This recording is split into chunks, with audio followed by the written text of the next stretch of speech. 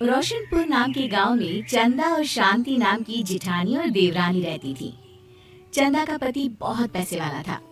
उनके पास किसी भी चीज की कोई कमी नहीं थी और उसके विपरीत शांति का पति बहुत ही गरीब और नशेड़ी था।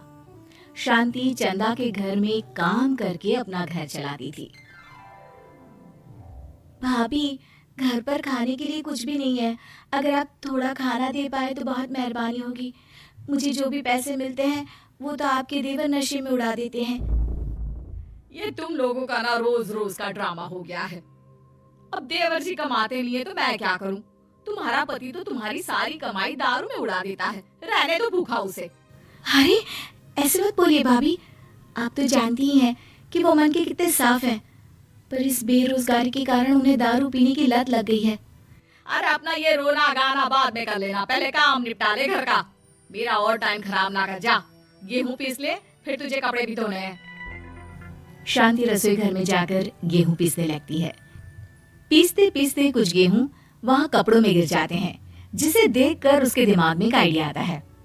क्यों ना ऐसे ही थोड़े गेहूं मैं अपने पल्लू में बांधकर घर ले जाऊं, फिर एक बर्तन में जमा कर लूंगी और उसे पीसकर रोटी बना लूंगी। कुछ दिन तो ऐसे ही चलता रहा, मगर फिर एक दिन चंदा ने शांति को ऐसा करते हुए देख लिया। अरे पहले तो मुझे लगा तुम लोग बस गरीब हो, पर तुम लोग तो चोर भी हो। चोरनी कहीं की। मुझे तो लगता था तू गेहूं पिसती है, पर तू तो अपने पल्लू में गेहूं छुपा कर ले जाती है। निकल मेरे घर से। मुझे माफ कर दो भाभी, हमारे पास खाने के लिए एक दाना तक नहीं था, इसलिए मुझे ये सब करना पड़ा। अरे तुम लोग मेरे रिश्तेदार हो, इसीलिए दया कर कर तुझे मैंने अपने घर पे काम पर रख लिया, पर तू और तेरा पति हमारे खानदान का नाम मिट्टी में मिलाने पर उतारू हो चुके हैं। आपको मुझे जितनी गालियां देनी है दीजिए, मारना है तो मार भी लीजिए भाभी, पर मुझे काम से मत निकालिए। परिवार की बात है, वरना कोई और ऐसा काम करता ना तो धक्के मार कर कब से घर का बाहर निकाल दिया होता। रोते रोते शांति अपने घर चली जाती है, जहाँ उसका नशेड़ी पति कहता है, अरे कहाँ रह गई थी कामचोर? इतनी देर क्यों कर दी? आज पैसे लाई कि आज भी खाली हाथ वापस आ गई है? अपने हाथ दिखा। जरूर पैसे छुपा लिए ताकि मैं दारू ना पी पाऊं। नहीं जी, मैं आपसे क्यों छुपाऊंगी, और अभी आप दारू पीने की बात कर रहे हैं, उसी कारण तो आज हम लोगों की ये हालत हो गई है। इसी काम की नहीं है तू, बिना मार खाए समझेगी नहीं। रख, अभी तेरे होश ठिकाने लगाता हूँ। रामलाल शांति को बहुत मारता है। शांति का मन दुखी हो जाता है और वो गांव के तालाब के पास के एक पेड़ के नीचे बैठकर फूट फूट कर रोने लगती है। मैंने कभी किसी का बुरा नहीं किया, फिर भी भगवान मेरे साथ ऐसा क्यों कर रहा है? मैं तो रामलाल जी की फिक्र करती हूँ, फिर भी उन्होंने मुझे इतना मारा। तभी उसे एक आवाज सुनाई देती है, रोने की कोई जरूरत नहीं है बेटी, चिंता क्यों करती हो?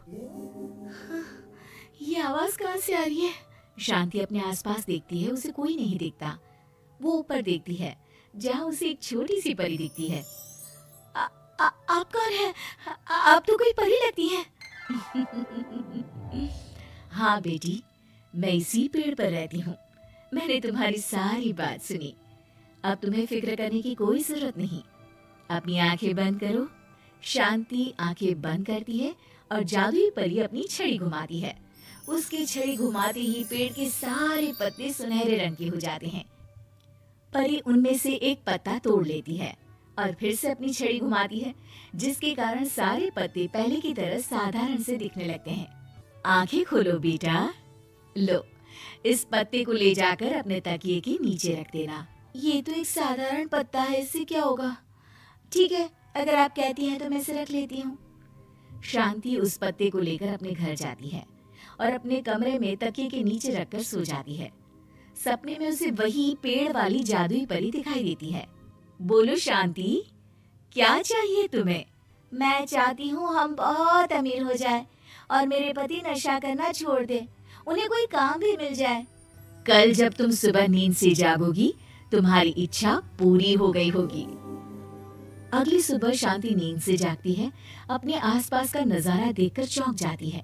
उसके बिस्तर पर चारों तरफ सोने चांदी रखे हुए थे।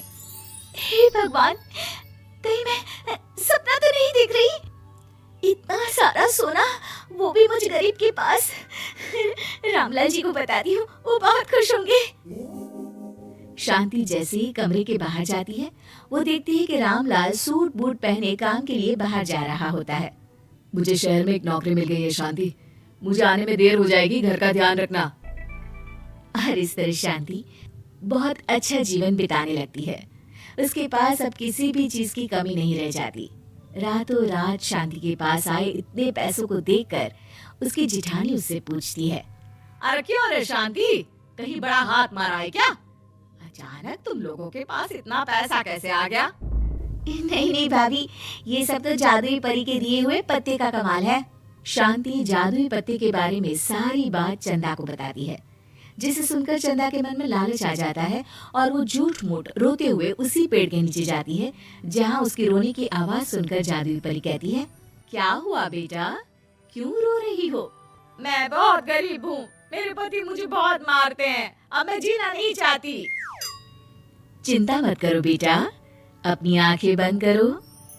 जादुई परी चंदा को भी उसी पेड़ का एक पत्ता देती है और तकिए के नीचे रखने को कहती है। चंदा उस पत्ते को लाकर अपने तकिए के नीचे रख लेती है और अगली सुबह जब उठती है तो उसके कमरे में चारों तरफ सांप बिच्छू रहते हैं। अरे बचाओ बचाओ, कोई मुझे बचाओ, ये कैसा पत्ता है जिसे लाने के बाद उस गरीब शांति के पास तो इतना सारा सोना आ गया, और मेरे चारों तरफ ये सांप बिच्छू, अरे कोई बचाओ। चंदा अपनी जान बचाती हुई शांति के पास जाती है। चलिए भाभी, मुझे लगता है आपके घर में सांप बिच्छू को बस जादुई परी ही हटा सकती है। दोनों मिलकर जादुई परी के पास जाते हैं। ये सब तुम्हारे बुरे इरादों का नतीजा है चंदा।